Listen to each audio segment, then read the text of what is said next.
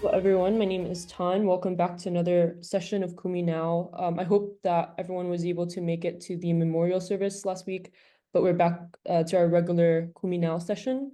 So our topic today is on education funding policy and issues, and we're joined by Ran Baba and Ilhab Agarbawi from the Tamer Institute for Community Education located in Palestine.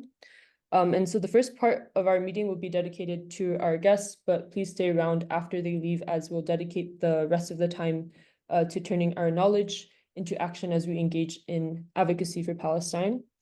Before we start, I just want to remind you that the session will be recorded, so make sure your mic is off, but feel free to write questions in the chat while they talk, and then we can have questions after. And then you can also raise your hand and we'll have that. But I wanted to introduce our guests today, who are both from Tamer, and so I'll introduce them, and then feel free to Rand and Ilhab, speak. And again, if you need to share anything, just let me know. I'll give you host permission. But Ron Baba is one of our speakers today. So she worked in teaching English language and literature at both schools and universities. Currently, she is the Community Learning Programs Coordinator at Tamer Institute for Community Education, managing the Institute's educational, protection, and developmental programs internally and with partners and donors.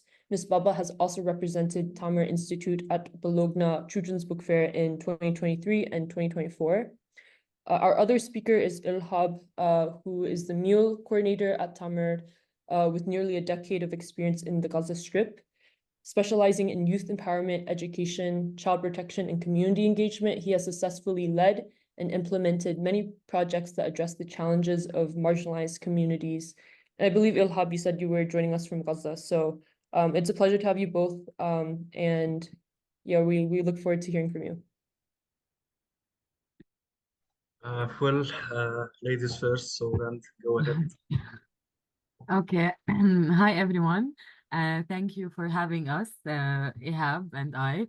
Of course, like Sabil said, Ihab is based in Gaza currently, and I'm in the West Bank. But it is a pleasure to share with you part of our work with Tamer Institute for Community Education and just the current state of education, whether it's on the ground, whether the work we do as Tamer Institute, also the policies and funding that has been mobilized by Tamer and other non-profit organizations or ministries or international organizations and so on. If we might need to share the screen, so thank you also for highlighting that. I maybe Ihab, if you want to say anything, but I will share a little bit about Tamer Institute. Also, if it's okay to share to have access to share the screen from now, that would be great as well. So I'm the co-host, so I think you should be able to okay, share perfect. that, yeah. I will just probably share this with you. I will say it, but if you also want to have any visuals as well, it will be great. So I will just start quickly about giving a brief exposition on Tamer. So Tamer Institute for Community Education has been working in Palestine for 35 years. This year is the 35th year. It started in situations and circumstances similar to the ones we are living now. So it was established in 1989 during the first Intifada when everything was closed and shut down, especially schools, universities, libraries, and so on. And as a response to the needs of the Palestinian community and society in general, Tamer started working in that year. Mainly, we work with children and youth and any group who work with them. So we're talking about teachers, librarians, parents, any kind of caregivers, but we also work with artists and any caregiver that works with children. In general, Tamer works in education, development, and protection as well, across community libraries and school libraries as well. So Tamer has a network of community libraries and school libraries in each governorate of the West Bank, of Gaza, of Jerusalem. And through these networks of community libraries and school libraries, Tamer works. Of course, now I will also let Ihab talk about this, but we had around maybe 100 community libraries as part of our network that has been growing for the past 35 years. And now we are also working, of course, not only in these locations, but also in designated shelters in Gaza and also in tent gatherings. So most of the cultural and educational locations have been destroyed. Statistics say over 600,000 students and 23,000 teachers have been displaced, half of them murdered, and so on. And even schools are being used as shelters as well. So this is where we are operating now across community libraries, school libraries, shelters, tent gatherings, and so on. In general, Tamer's vision is towards a free and safe Palestinian learning society, and our mission is to encourage and deepen the culture of learning among children, youth, and the groups who work with them. We work across two programs. We have our community learning programs and we have our knowledge production program. So we have one of the oldest publishing units in Palestine. So whatever publications, especially books for children and youth, animated stories, music albums, conveying themes that the Institute highlights is what we use in our activities in the community learning programs, in community libraries, schools, and so on. So this is just a quick brief. Maybe I can also let Ihab jump in. Well, thank you, Rand. I believe there isn't so much to add about Tamer Institute. I personally am glad that I'm here. I'm honored by the invitation, not only as a representative of Tamer Institute, but also as a Gazan who is here as an eyewitness on the genocide that has been taking place for almost 1 year now. It's truly unbelievable. It's truly, we have no words to describe the situations that we had to deal with, especially when it comes to work. Uh, when it comes to education, the situation gets worse. And I want to read some statistics that could help you better picture the educational situation in the Gaza Strip. I believe Rand has mentioned some of them, but here are the anyways. So according to UNICEF, 90% of schools in Gaza have been damaged or destroyed due to ongoing conflict. 50% of the remaining schools are used as shelters for displaced families, making them unavailable for educational purposes. 1.2 million children and adolescents in Gaza are affected by the disruption of their education. 75% of the teachers report experiencing high levels of stress and trauma, affecting their ability to teach effectively. 80% of families in Gaza are struggling with basic necessities, which impacts their children's ability to focus on education. Not only that, it's important also to talk about the availability of the landscape in the Gaza Strip. Maybe some of you don't know that. I mean, like 90% of the population in Gaza is trapped in like 10% of the landscape of the Gaza Strip, which makes it even harder to think of alternatives. I mean, we had some initiatives, some of the interventions uh, were meant to create some kind of alternative learning spaces, but uh, at the shelters that we have to deal with, we could find no place to put the tents. If you can imagine that there is no space to put a tent to create some alternative educational space. So Also, all the efforts for the educational interventions came late because it was the first priority uh, to first deal with the emerging circumstances related to the genocide. So the focus was first on responding to the mental health issues, case management issues, child protection threats, and medical threats that are faced by the Gazans. So focusing on education came late. Now we are trying our best to have that kind of space to work, but uh, that intervention that is based over finding some alternative for schools is by using tents, but even the tents are not allowed to enter Gaza. So we have like 500,000 students who have no place to go, no schools available for them to study. The education in Gaza was mainly represented by two agencies. The first is UNRWA, as you know. The second one is the Ministry of Education. Both institutions, both agencies are now forced to stop uh, the educational efforts that they were leading. Now, the civil society is trying uh, to hold some of the responsibility, but we cannot think of that as an alternative of the official institution that is represented by UNRWA and by the Ministry of Education. So we are struggling to find the way out to reach out for for the children that we meet every day, because it's hard to have that kind of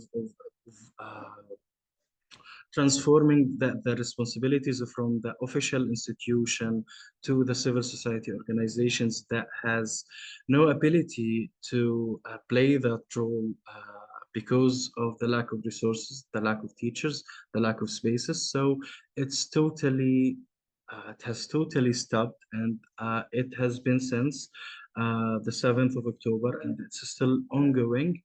Uh, and this is, I believe, the situation in a brief. So, Rand, if you want to add anything to that. Yes, of course. Um, we have been working, like the situation is pretty hard. I also shared a link by OCHA, which collects all the information from local NGOs such as Tamer and several others that have been working on the ground. For Tamer, we started working on the ground by the end of October, and we are still working. We have lost colleagues, and we have lost also various members of our youth team members. So we have youth groups that we work with on a regular basis, and up until yesterday, we lost another team member. But despite of all of that, we have been working since the end of October. Like Ihab said, we have been working in protection and also in education. The entire systems are falling in Gaza, and also they have their effects in the West Bank. Education have turned digitally, so it's online education as well. And now in Jenin and Tulkarem, which is to the north of the West Bank, the same of what's happening in Gaza is happening. Palestinians are people are being displaced, and everything has been shut, especially schools and community libraries, which are the safe spaces that Tamer uses for conducting activities, for spreading the books and the knowledge and the literary production and introducing expressive arts. Because Tamer's method in education, which is community education, Tamer's method is the use of expressive arts, whether it's storytelling, it's music, it's creative writing, illustrations, and so on. And this is what children are in need of now to express themselves. So since the end of October, we have been working in these different locations where it is safe for us to work and where our team can reach, because also transportation and walking and distance is very hard. Children can't even hold a pen. They have been forgetting basic skills. They can't express themselves. They have violent tendencies now. When we're talking about children, because of the situation, they have been working to earn money or to provide water from distant locations. And this is something that needed intervention. So Tamer did work toward in each location on psychosocial support. On, I don't want to say it's not structured at this moment. For example, when Corona and COVID-19 hit, Tamer worked to provide alternate remedial education in community libraries and in schools with the Ministry of Education to provide catch-up sessions for children after COVID. But now it's more unstructured due to the current situation. Tamer is using stories, Tamer is using music when possible, illustrations, and all expressive arts for the children to express themselves, stress release, and do psychosocial support, but at the same time to not forget how to hold a pen or Arabic or math and these basic skills. Like Ihab said, the spaces are very, very, very limited. Displacement takes place every day. So when we start in, for example, a shelter or in a camp or even in Jenin and Tulkarem in the West Bank, it's very similar because we start with the activities and then we have this risk or contingency plans where we continue working in a new location. We try as much as possible to keep in contact with the children, their parents, and so on, if possible, because also internet and cell phones and cellulars aren't really available all the time. So this is part of how the need is very big, and our team, Ihab and everyone, have been working constantly because there is a huge need for children and also young adults. So our youth team, for example, they have led several initiatives since Under Siege, starting from October, because they need the space to say we are here and express what they need. For example, they are doing comics about their teammate from the youth groups who actually was killed by Israeli occupation forces in Gaza. So from the situation on the ground, children and youth have been doing initiatives. Not even only children and youth, other also teachers, for example, have been doing education initiatives. Maybe also Ihab can talk more about these because they have been doing it because there is a huge need.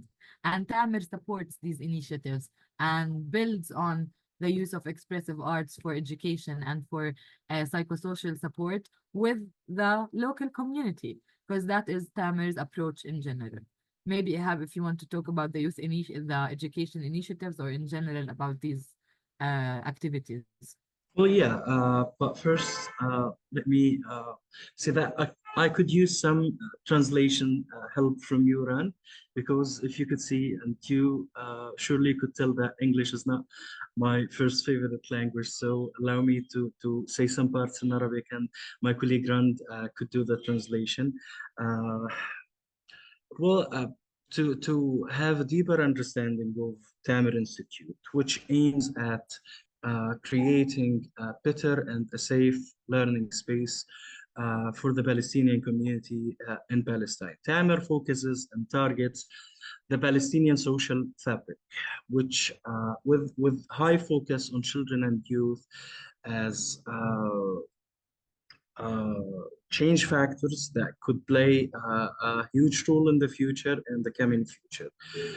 It's hard to see how that social fabric is being torn up in the Gaza Strip due to the high amount of pressure that is put over the shoulders of caregivers, over children, over youth, and the ways that we are trying to stand still and not fall completely. This was met by many initiatives led by different social groups, including teachers, including librarians, including youth, including caregivers, including some children. And we tend to be somehow positive about our ability to stand still and to see the light in that darkness. And this is why we focus on encouraging the initiatives that are emerging from the people in Gaza, especially those related to education, because unlike the other sectors, I mean, the health sector and other sectors, there are so many organizations, there is a huge funding, but when it comes to education, it gets harder. So when we went to the field to screen the field and to study where we can start, we were surprised that the community uh, was there first, and we wanted to build over what the people in the Gaza has been doing. So many initiatives related to education have been there, not waiting for anyone, but people are doing what they can do to ensure that the children, especially those aged 5 to 10, do have the necessary skills related to numeracy and literacy. And this is a main area of focus for the Tamer Institute. So when we were asking about the motives, why are you doing so? They were saying that this is what we have to do, and we are doing it because no other one is doing it. And this is an indication and a reflection of the situation in the Gaza Strip, especially the UN agencies and their ability to create some kind of alternative learning spaces for children. So the community was there before anyone, because they understood how important it was, because they understood how dangerous it is for the situation to continue with no intervention. So this is this was important. This was really helpful, and we've built so many interventions over these initiatives that were. I mean, we visited like 20 shelters. There were education initiatives led by the community in 18 out of them, and this was so encouraging, and we went screening the needs. How can we? It was also an important and ethical question. Do we do we need to build over these initiatives, or support it and find other places where the community was not able to create such initiatives? So this was part of the educational initiatives that we meet every day on the ground. Other initiatives related to our youth teams and members. Uh, Initiatives is one of the methodologies and methods Tamer uses with youth generally to strengthen their relationship with their community, because as I told you, Tamer focuses and targets the social fabric uh, of the Palestinian community. So through initiatives, we were able to create better links between the youth and the community they live in.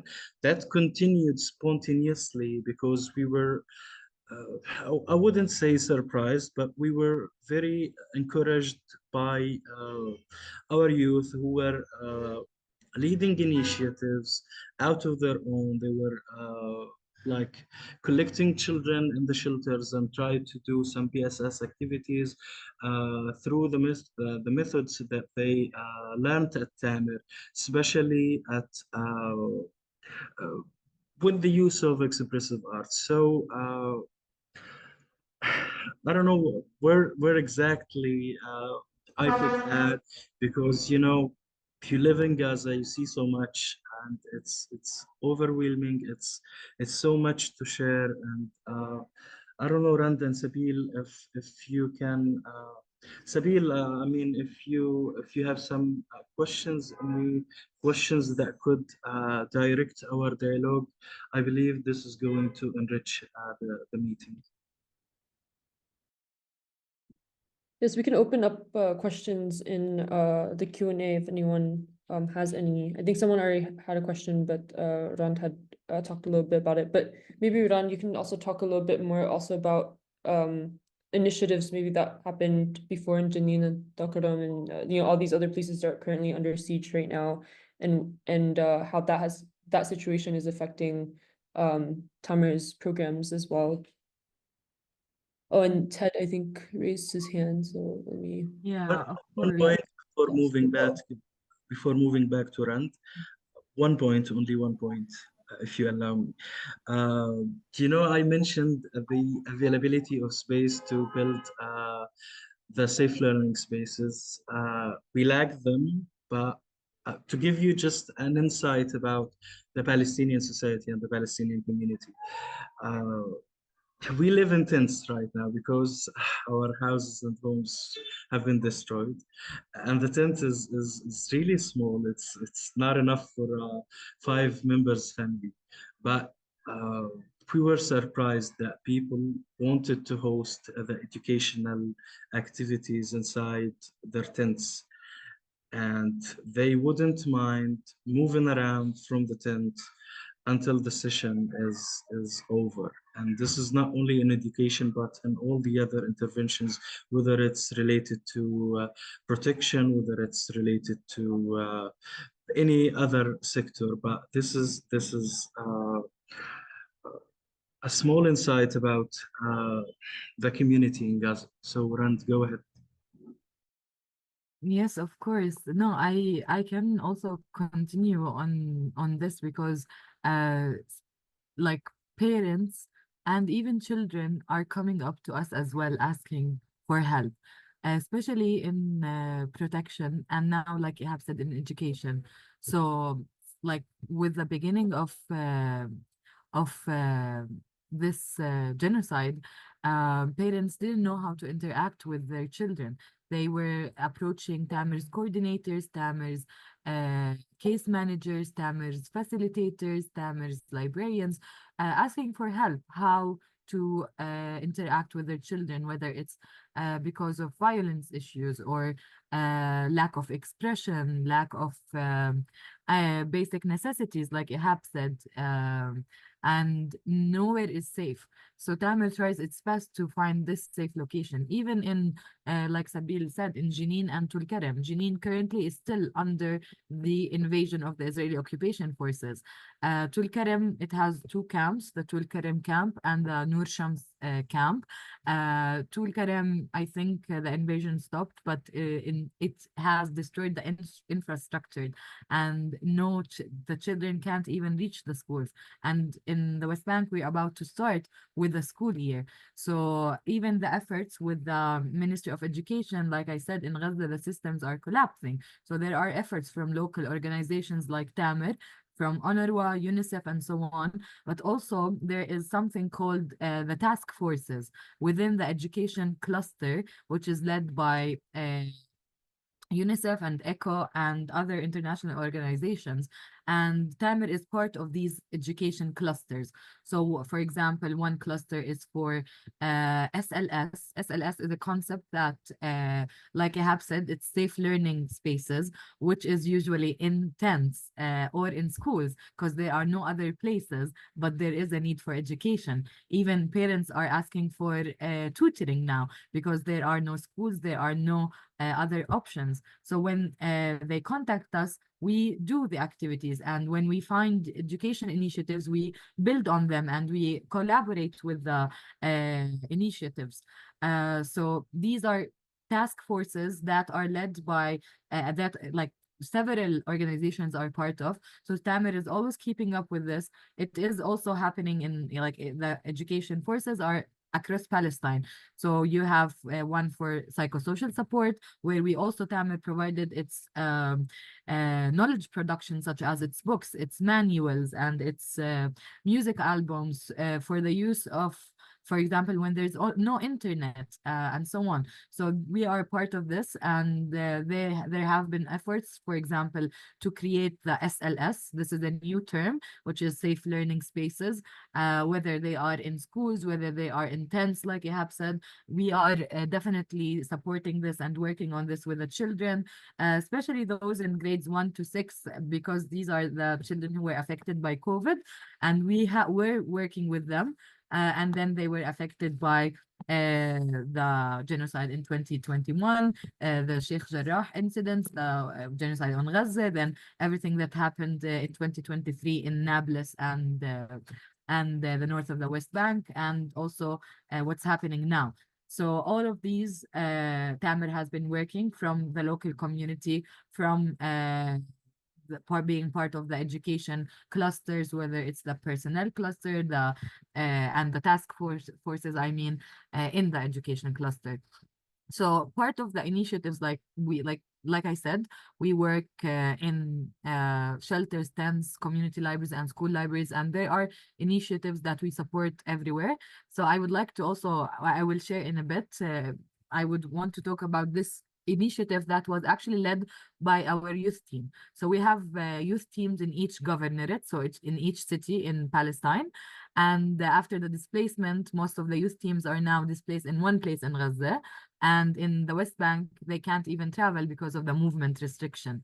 And that's why they have been coming up with initiatives based on their needs. And one initiative in Gaza was called This Wasn't My Story. And this initiative stems from the fact that this is not the story that the youth want to live. So they started working on music and expressive, like music and creative writing with young children. And they created music tools from empty cans, from wood, from simple tools they can, like simple leftover material they can find. And then they also worked on the lyrics of several songs that the children themselves have been living. So one song is called Gaza is Ours. And I would like to share part of the song. I can also share the translation of it. I can share my screen again. And this is the translation of the song. And I will also share with you the video. And also, in general, all productions that are coming from Gaza, it's also hard because there are no internet to save them or archive them. So we are doing our best in our knowledge production and archiving as well. So Gaza is ours. Gaza is ours, ours, and ours. You are our happiness and smiles. We were forced out against our will. Gaza is ours, ours, and ours. Tanks displaced us on the Halabat Road, on the Halabat Road. And this is the road where I can also have talk about this road in a bit when I show the music video, because this is also new vocabulary that the children are using that haven't been in their vocabulary before the genocide. And we were forced out against our will. Gaza is ours, ours, and ours. I will return to the neighborhood. I will return to the house, to our beautiful Gaza. I will return. You became a wish, oh Gaza. Gaza is ours, ours, and ours. I will also share can I share with audio? Yes, you should be able to. Okay, I will yeah. try now to share the video of this song that the children. Okay, can you see now?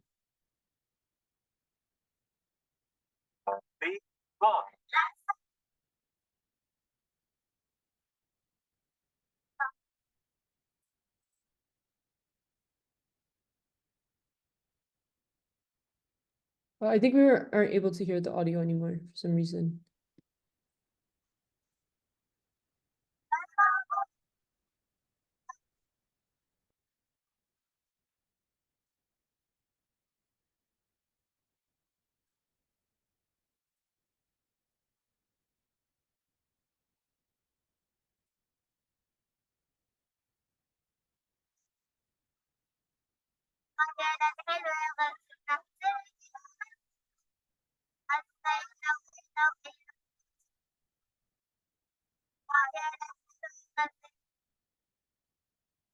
Okay.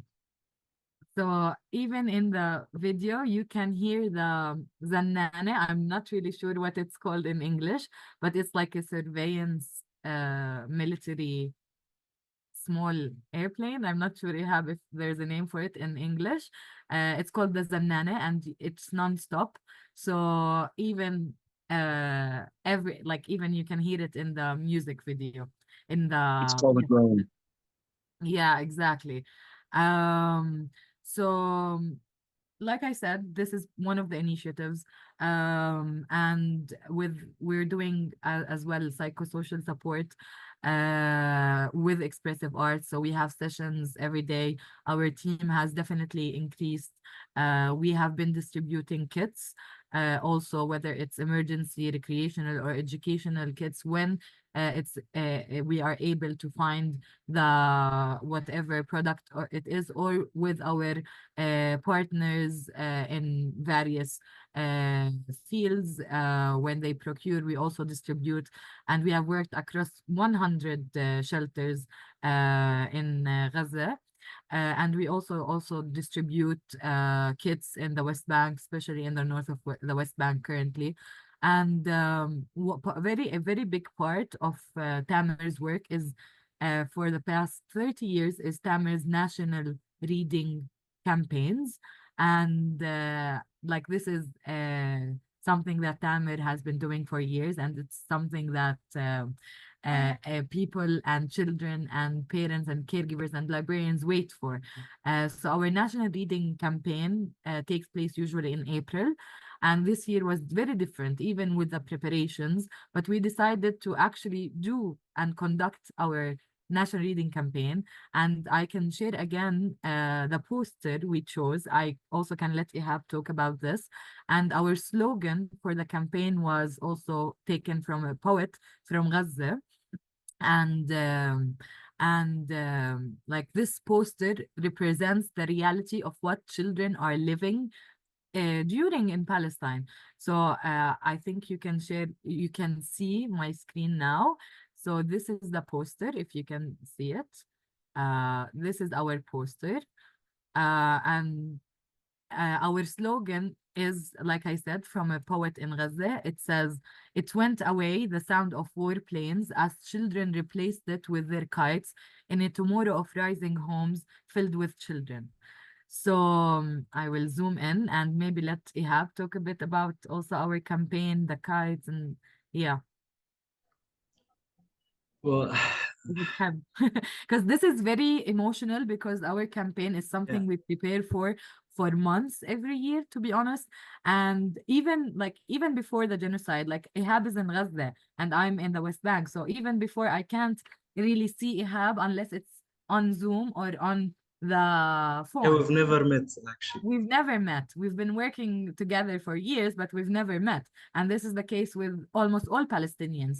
They are in the diaspora outside Palestine, or they are in the West Bank, or they are in Gaza, or they are in Jerusalem and the occupied territories. Uh, Actually, everywhere is occupied. It's just divisions that the occupation is doing. So this campaign was it's very important for our team, and we reach every year we reach over 20,000 children during our campaign. And our campaign is for encouraging reading in the Palestinian society, especially because in our technological world, reading hasn't been as big in children's lives. And this is what Tamer is working with and towards. So our campaign for this year, like I said, that was the slogan. And if you look at the poster that we designed for this year, we have a kite and we have military warplanes behind the kite. And we have a girl and her brother, and she has lost her arm. And we have like the colors of the land which is the base of everything, that are gray turning into green. And this poster is kind of the binary of the reality we're living in, the hope we have for the future, but also the genocide and the war planes that are taking place now. And the symbol of the kite is very important. إيهاب إذا بدك تحكي احكي لي بأي وقت عن الطيارات. يعني صعب مش قادر. Okay, يعني okay. I'm sorry, this is so emotional, bringing back memories from that time. remembering all the debates that we had internally. It's never easy to do anything. It's always hope against despair. It's always life against death. So this campaign meant Yeah, it meant a lot. It meant having um so yeah, it is. أنا صرت كمان. no. It's meant a lot to us. It was hard to implement, especially for some of our colleagues here in Gaza, who were who were not able to imagine that we could be hopeful despite the genocide. Uh, they saw and thought that uh, it should Yeah. be reflecting the reality, but finally it was the sound of hope that took place overall to reflect how we feel about every day that we live here in Gaza. We're so hopeful that this could reach an end, that children can enjoy their little toys, can enjoy the sky that has no airplanes, that has no crafts, that has no trains, and just simply enjoy flying a kite in the sky. I'm sorry about this. Yeah, This it's was okay. so emotional. Sorry. Yeah, the symbol of the kite, to be honest, for children across Palestine is very big because like it symbolizes just flying and having freedom. And in the campaign, like I have said, every one of Tamer's team was like keen on we're gonna do the campaign this year. And we did it. And the kite was the symbol of this hope. Because children are flying kites all over Gaza. I'm sure you've seen pictures of children flying kites, and we made sure to have like unified activities between Gaza and the West Bank uh, because of everything that's happening. So we did that, and we also had seminars like talks and I don't want to say roundtables, but seminars on also the importance of archiving everything that's happening, everything that we're doing. We're also publishing books by like diaries from our children and from our facilitators and our team, and how they are expressing themselves, how they are as helpers living and being able to work with children.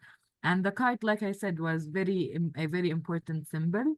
And hopefully we'll publish. Of course, it's in Arabic. Most of our seminars and everything is in the Arabic language. But hopefully we will translate these papers on the symbol of the kites and the history of the kite in the Palestinian community and even in the Arab world as well. So this is something we're working on as well. And all the support for our literary and knowledge production and our activities. I saw that you also shared our website, so thank you, Sabil, because we also we have our Facebook page. I think it's like we post on a regular basis from the initiatives. Like one of the initiatives is called Returning to Home activities, and this is also part that is because the children want to go home, and they have expressed this in writing and in drawing, and you can see it on our Facebook page. I think I will stop now because I'm seeing a lot of also of questions. So Sabil, back to you.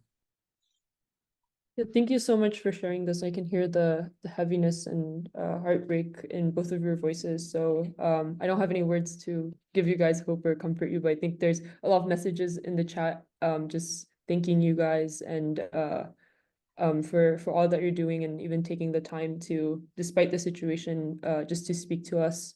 So we're really grateful. I just want to say that. And I think someone asked if you could read the Arabic for us on the kite, but I think that was the poem, if I'm not mistaken. But Rand, if you can correct me if I'm wrong.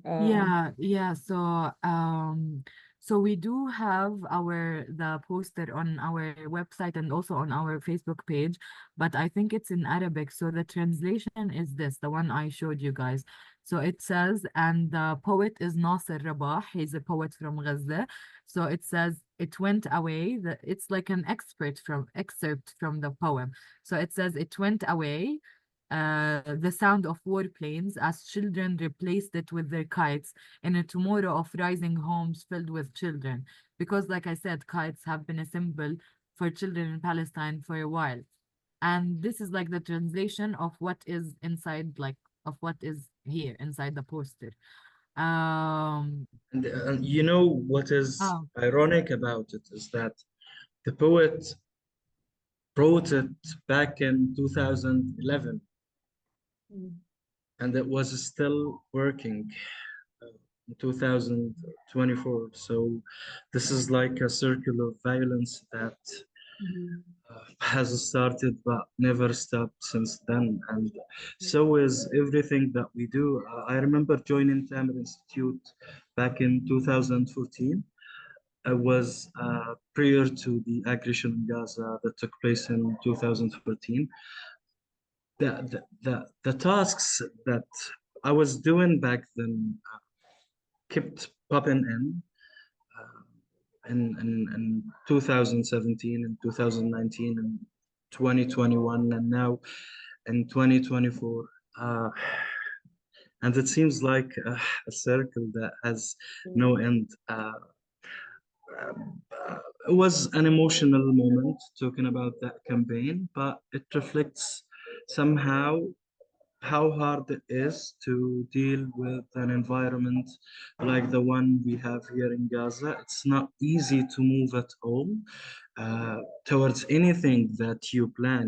You always need to rethink your plan, either because the situation on the ground is different now. I mean, no evacuations, so you lose some spaces, you lose some centers, and sometimes it's just the question: are the people ready to receive such an intervention? I mean, it was hard at first to get back with our youth and children to get them back into expressive arts activities, especially those related to reading, uh, which is a cornerstone at Tamer, a cornerstone methodology at Tamer. But you need to, I don't know if we can call it courage, but you need to be able to lead. You need to be able to get people to what you believe is the best for them, and then watch the magic of things happen. So yeah, Sabil, go ahead.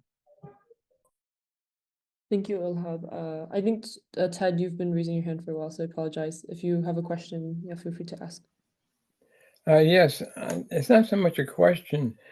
I wanted to encourage both of these groups and everyone doing this how important it is to us here in the United States, um, because we have a group that's been working for a long time trying to educate the people here, um, because there are many who do not know what's going on. Uh, there are some who do not care. There's no doubt about that. So much so that I've become ashamed of how the United States acts in this situation. And now I can, it's kind of coming to me, the spectrum that you guys have is beautiful because we watch Al Jazeera English a lot, and as well as other sources that come across the media. And for the most part, the mainstream media is not telling the truth at all. They're hiding everything. But we get around that. We know where to find the truth, and we find the truth, and we try to spread the truth for those who don't know. Now it's harder to change the hearts of those who don't care, but at least there's many that don't know, and we're trying to get them to know. And one thing I wanted to mention for you guys is the spectrum of what we see and what we show to those who are trying to change is actually children in every stage. The children in the stage of carrying water that they can barely lift, the children in the stage of crying, trying to get a dish full of food. And best of all, the children in the stage of showing the victory, and the peace. And I'm thinking to myself, what a blessing. I can I can now understand. I can credit it, of course, to God, and that's good and that's important. But I credit it to you people too, and to the parents. I don't know if you have anything to think about that or help me with that, because it's just insane how these children can do what they do.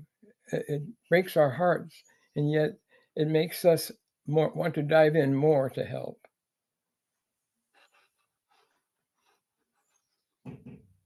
Yes, thank you. So, I think إيهاب إذا كنت بدك تحكي احكي. لا لا لا you are true. The mass media is not telling the true story. I mean, we've been thinking just today about our narrative, about our part of the story, how we are going to tell it aside from the two parties fighting. I mean, uh, there is political and armed party in the Gaza Strip, which is part of the conflict, which does not represent everything. The mass media is playing a role. And here we are, the people of Gaza, the ones being slaughtered, are the ones who are not allowed to tell their side of the story. So we were just thinking about that today, that our knowledge protection should, knowledge production should reflect on that side of the story. But it's, believe me, it's people like you who encourage us, because sometimes I ask myself, this has been going for like 75 years now, and we still wake up every day finding a reason to continue and to never say that, okay, this is enough, I'm going out. No, we are staying here, and we are encouraged by people like you, and this gives us more courage to go to our children and tell them that we need to stay here. This is putting pressure over us. This is putting pressure over them, because children have been going through something that is beyond imagination. The situation, bringing, being in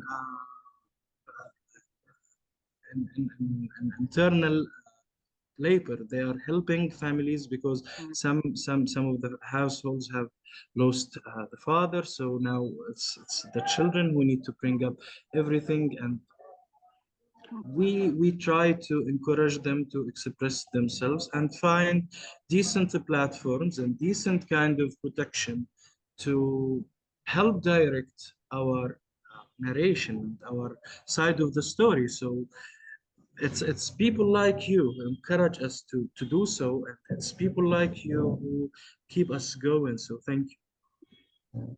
Yeah, and I also want to add, Ihab, in I think this time there has been a lot of I know, like Tom said, there's the various outlets for media, but people are now more aware in the entire world of what's going on, and they are looking at Palestinians for sources about Palestinians, not taking it from other parties.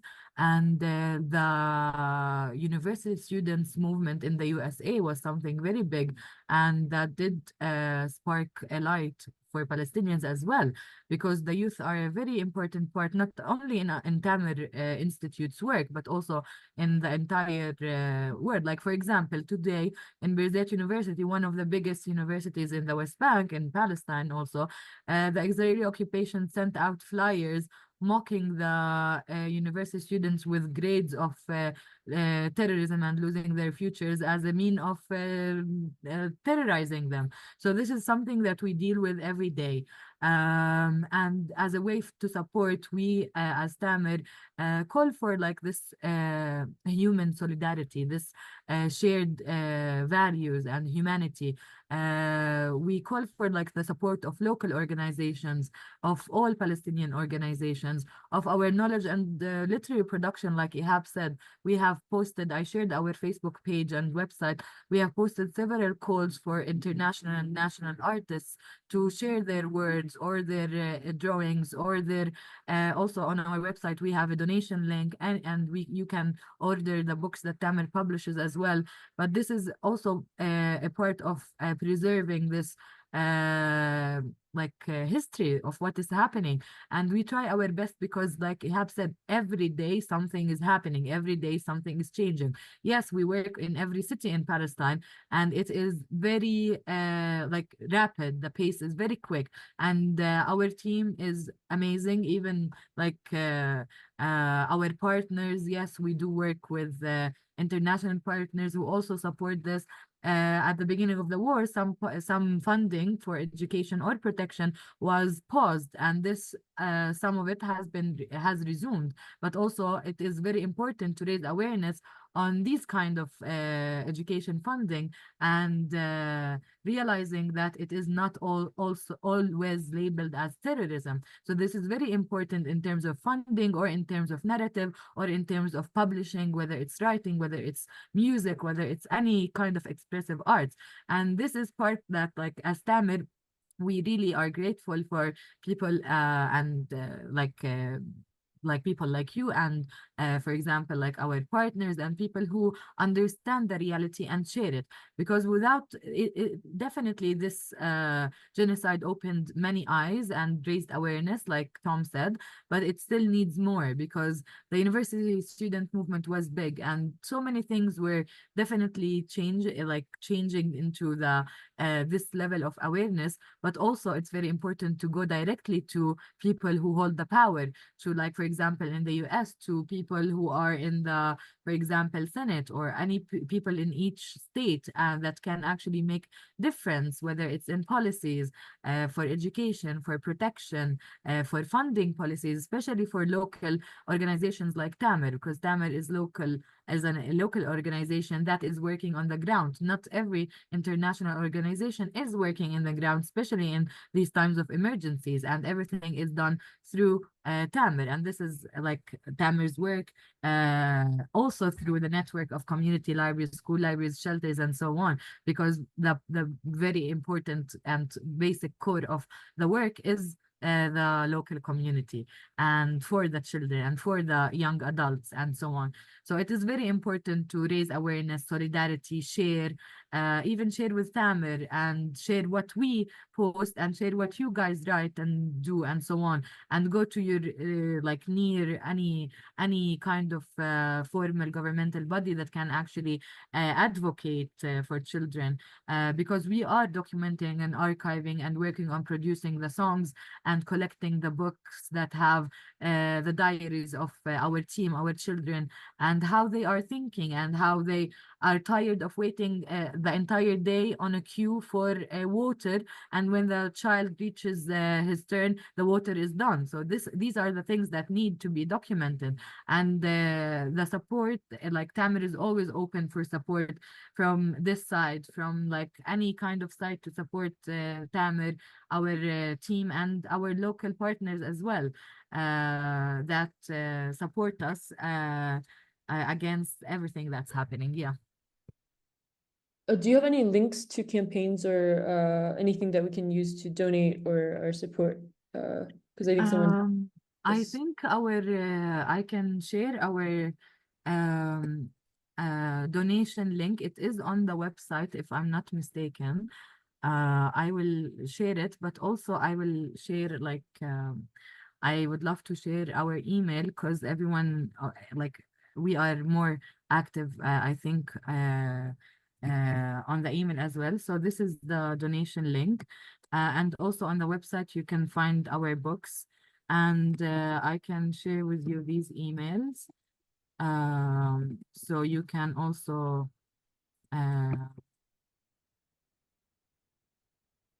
So you can, if you need to contact us. إيهاب إذا بتحب برضه تكتب إيميلك عشان مش عارفة أنه واحد أحط. um, and it's always good to scroll through our Facebook page. You can find our campaign, our songs, the productions children are doing. Every day something is happening, so we try as much as we can to post on a regular basis. And also you can find in our Facebook page the poster, because I think someone was asking about the poster. And also you can find our team members who we lost in this genocide, and you can read our statements and our calls, whether it's our official statement or calls for artists and supporters to send us material they have produced, or even just like I said for the donation box, or just email us with any ideas you have, any support for libraries, for schools, for children, for young adults, whether it's in education, protection, because I think someone asked about protection. We do psychosocial activities, we do counseling, case management, positive parenting whenever the space is safe in Gaza and in the West Bank as well. But like I said, Tamer's methods in its core is the use of non-traditional forms of expression and education, such as expressive arts. And this is does Tamer collaborate with Siraj? Siraj in Birzeit? Like, we do definitely have connections with Siraj in Birzeit, if this is the question. Yes. And they are in, I think, various locations, but yeah, they are there in Birzeit as well.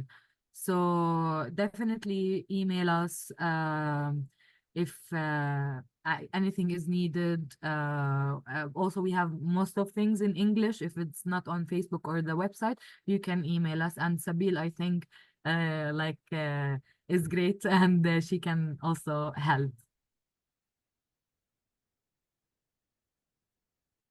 Thank you so much for all the links, and yeah, I'll put this also on the newsletter for everyone. And encourage everyone in this meeting to check them out on all the sites. Is there anything else before we conclude? Is there anything else you want to share? I'll try to make sure also, because everyone sent so many messages of support, so I'll also send that to you after the meeting in an email for you. Just as Rand mentioned, our website tells the whole story of Tamer and everything that we do. We have been doing since the first moment in 2089. You can take a look at the website. It will give you a better picture about Tamer Institute. You will love it.